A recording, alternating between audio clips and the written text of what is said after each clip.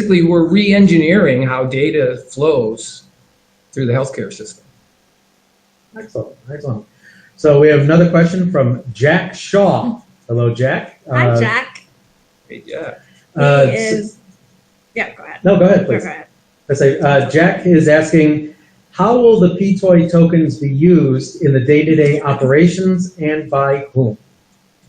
Great. So our company acts as a broker of the tokens. We incorporate that into our SaaS service in our sale to healthcare systems and organizations. So essentially, the PTOY tokens regulate the network storage space on the blockchain infrastructure that we've created, and we've monetized that in our SaaS model as a revenue stream in how we are able to sell to hospitals and systems. Excellent, excellent. Do you have anything you want to add to that? No, she touched on it. So let's see. Another question we got is, what are some of the biggest hurdles that you've encountered, being that this is the first healthcare, really the first major healthcare coin, or just in general, blockchain-oriented crypto business?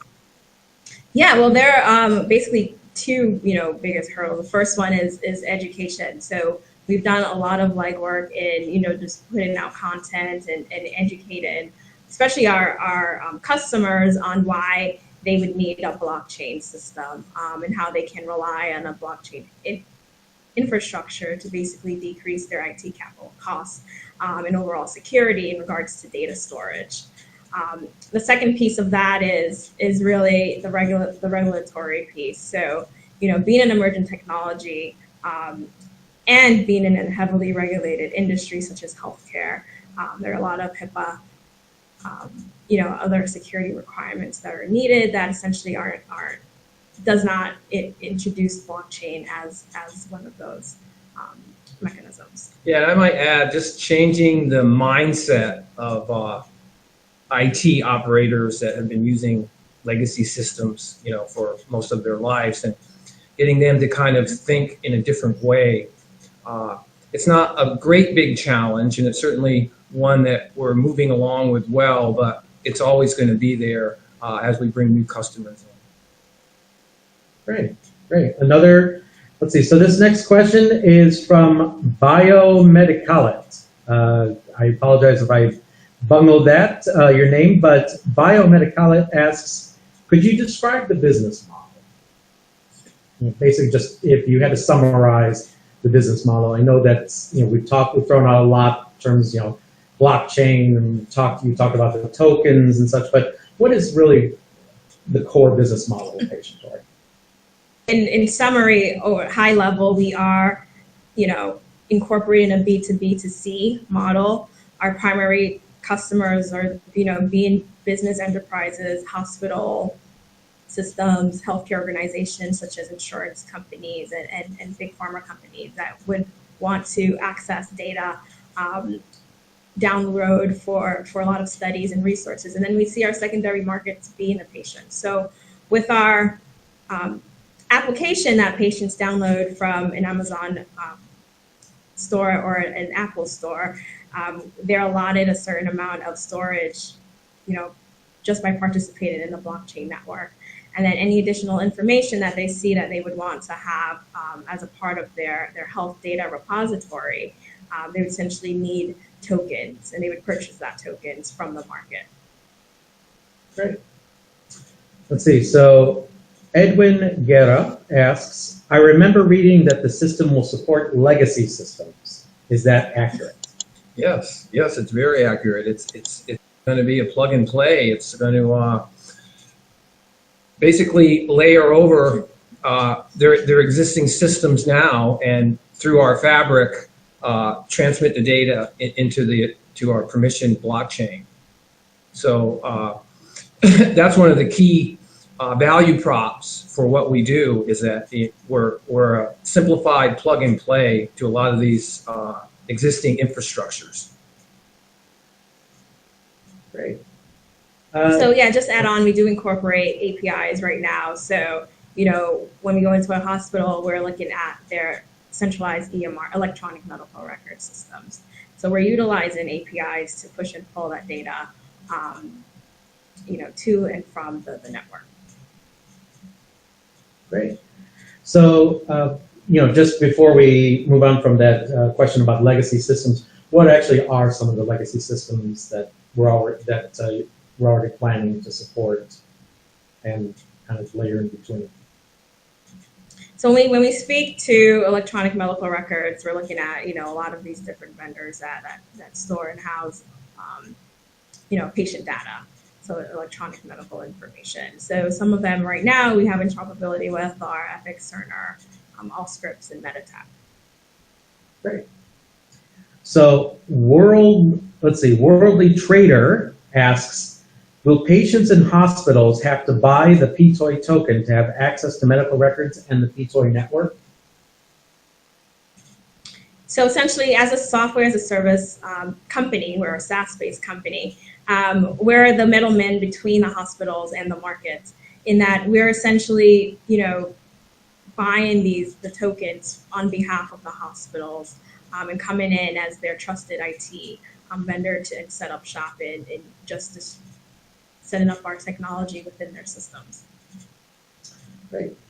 And another question that was sent in, so just so for everyone who is on the chat right now and listening in, I'm reading up questions that people are sending in on the chat. Also reading up questions that were submitted previously via email when you registered. So we're trying to get to as many of your questions as possible, and that's where these are coming from. In fact, one of the questions that came in previously by email was, people say, what is the strangest bit of feedback that you've received? I think you guys can both take this. Maybe Chris, especially from your perspective of having started the company 16 months ago, and Jesse, with your perspective, especially from the development side. But both of you guys, what's the strangest bit of feedback that you've received that you kind of just go, okay, thank you, we appreciate it?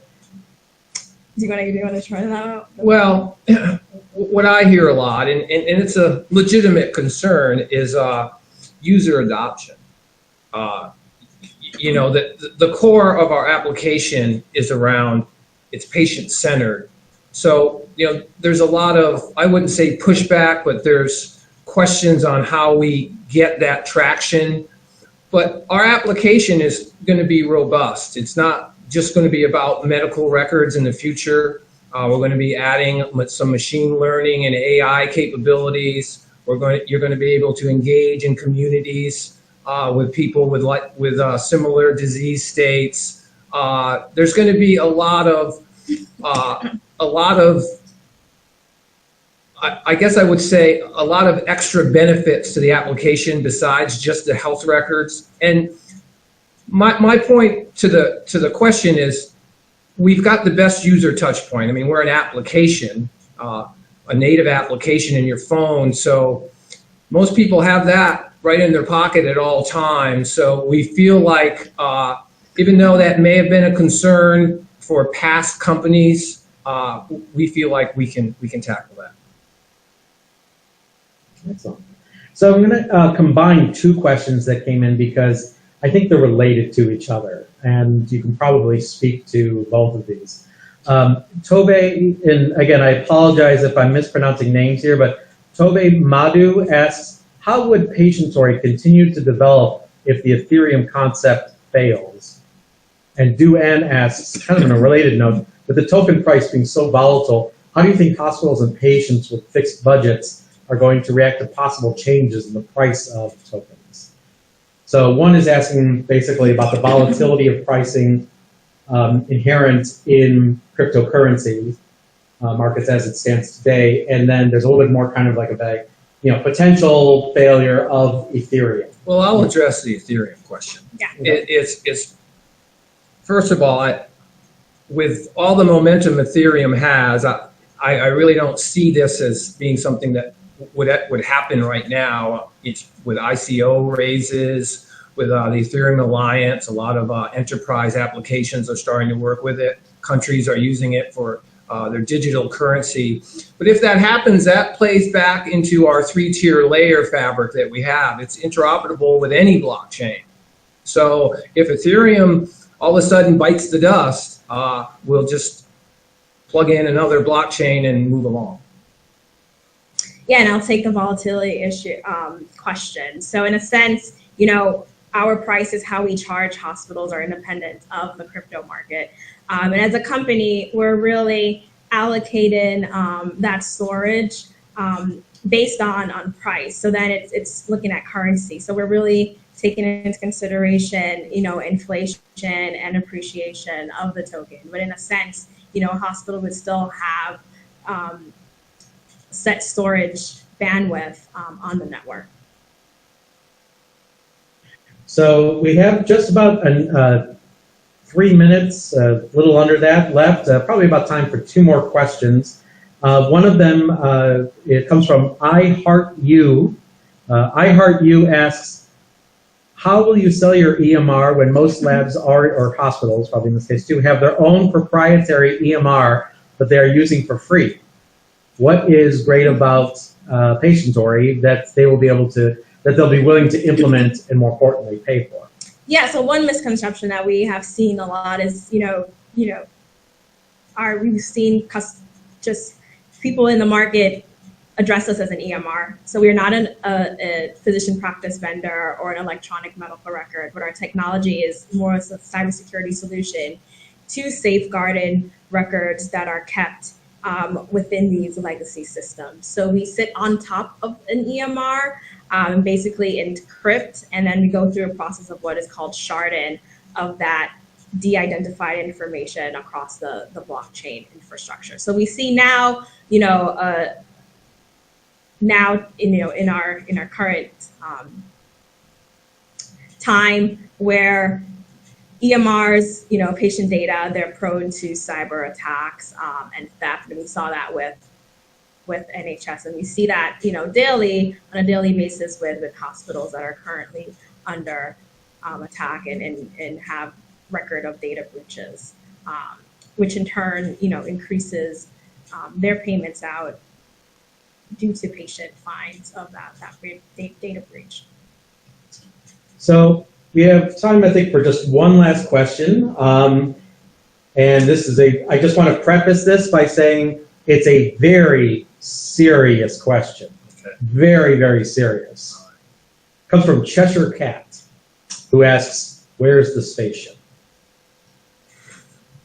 To the moon, right? Exactly. There you go. There you go. We're fueling it up right now. Or as I've been saying to folks, because I'm the company space cadet. I've been saying it's not. We've already been to the moon. We're aiming for Mars. So, well, great job. Thank you very much, everybody. This has been a fantastic experience. Like I said, we will do this again another time this month. We'll make sure we publish the calendar well ahead of time so that more people can join. We're very glad for all the questions you've had. Please feel free to join our Slack community. The links for that are on the website, patientory.com. You can also join Telegram. I got to say, just as the resident community manager here for Patientory, it's very impressive, both of these communities. They're full of very robust discussion, a lot of great questions, a lot of, frankly, provocative questions that make us think.